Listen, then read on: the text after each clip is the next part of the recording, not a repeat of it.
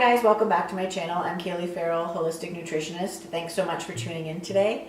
Today we are going to talk about skin. So I get a lot of questions about why people have skin blemishes, why when we eat bad foods or greasy foods do we end up with skin issues. So lumps, bumps, pimples, all kinds of dermatitis as well as acne can be caused by the things that we eat.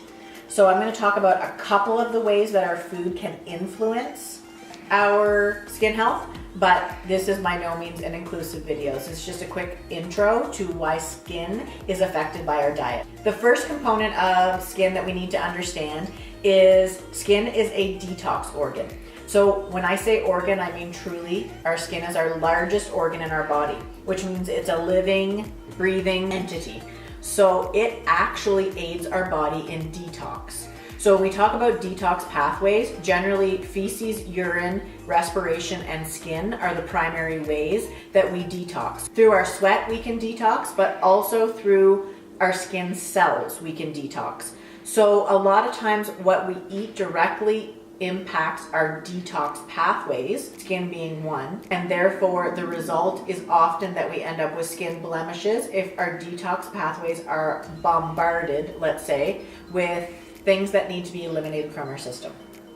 The second way that our skin is typically impacted is by consuming inflammatory products. So inflammatory products typically are dairy, gluten, and omega-6 oils. Dairy is considered an additional inflammatory agent. So a lot of times when people eat a lot of dairy, they will actually get skin issues as a result. So once again, when we ingest dairy, it causes inflammation in our intestinal tract, inflammation in our cells. That inflammation has to be detoxed through the body some way.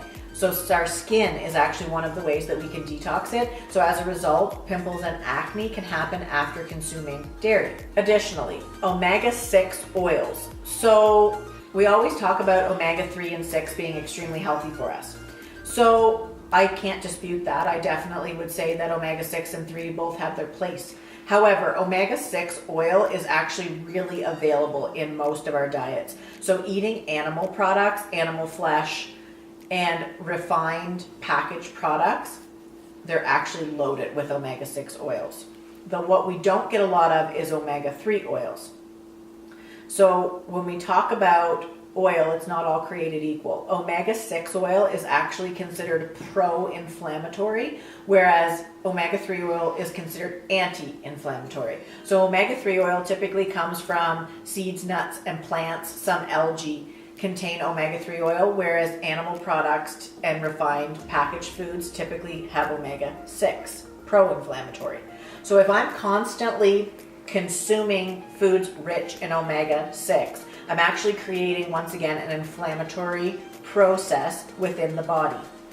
That inflammatory process sometimes shows up on my skin because it's that detox organ. The last part of this omega-6, omega-3 issue is that if I have constant availability of omega-6, I will absorb that first and I will not absorb omega-3. So making sure that I have a good stable ratio of omega-6 to omega-3 is actually really important. So eating more plant-based omega-3 oils, walnut, avocado being examples, would be a really great way to ensure that you have more of a balanced ratio between omega-6 and omega-3 in the body. That will result in an anti-inflammatory effect, which then impacts our skin. So any sort of rosy cheeks that you get, rosacea, pimples, acne, cysts, anything like that typically are really impacted when we talk about an inflammatory process in the body. So a lot of times people will say if you eat greasy foods, you will get bad skin. It results in more oil production. And it's not entirely false, because if you eat foods like pizza, pasta, those foods actually happen to be rich in the foods I just mentioned. So they're rich in gluten, they're rich in dairy, and they're rich in omega-6 oils.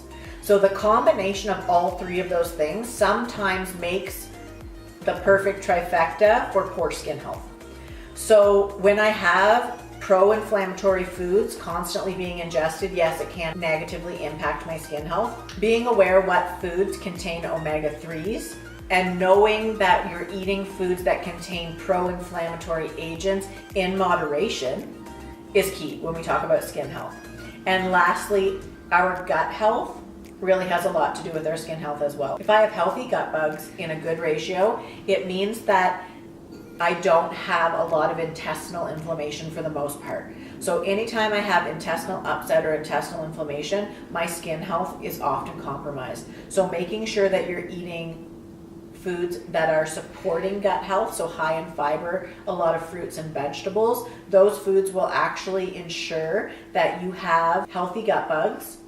Eating foods that are rich in omega-3 oils like walnut, flax, chia, avocado oil, any sort of nut oil in general. Avoiding refined oils like, let's say, canola, lard, vegetable oil, or even animal fats. Those contain higher ratios of omega-6. So it's not that we avoid these foods, it's simply that we are aware of our food choices.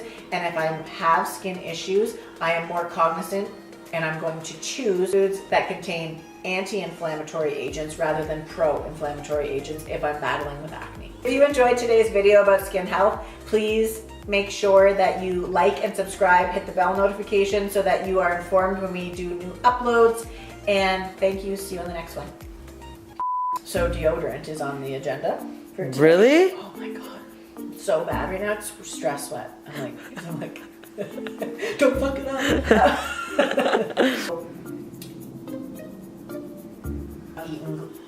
I'm eating good.